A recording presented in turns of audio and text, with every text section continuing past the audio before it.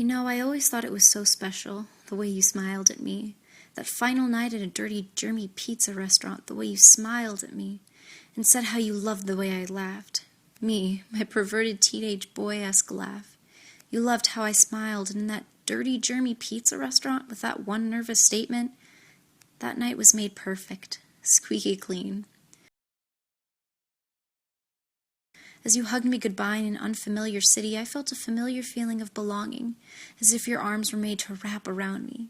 As if when you were born, your beautiful hazel eyes looking around the room, you thought, "Where's that girl?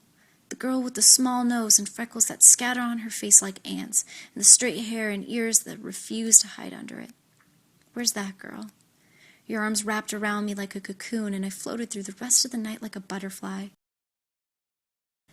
I had no wishes other than for me to somehow fold you up in my suitcase, like a map, like the map to my heart that you somehow possessed in your strong hand that undoubtedly belonged in mine. But life didn't work the way I wanted it to, and instead it turned into a relationship with hands only to text. Miles apart, no matter how much I yearned for us to be together. The universe built a wall, and instead of meeting you halfway to it, I jumped the gun and tied my heart on a string and threw it to you. Threw it to the one person who could keep me safe. Because you made me feel beautiful. I was your girl, the girl with the small nose and freckles that scatter on my face, not like ants, but like sprinkles on a sundae, with shiny straight hair and ears that loved to peek out. I was your girl, and you were my... I thought you were. Well, I wished you were. But you weren't, and as I pulled the string back over that wall, the one that the universe put up as a sign for no, as a sign saying back away, a stop sign, a stoplight, bright red, but I didn't listen and I crashed. I didn't listen. And as I pulled the string back, expecting a heart attached, your heart, but instead it said, "I can't do this anymore." And I thought back to that night. The night where you were the only thing that caught my attention, and I wanted to shine just for you. I wanted to laugh. Just for you.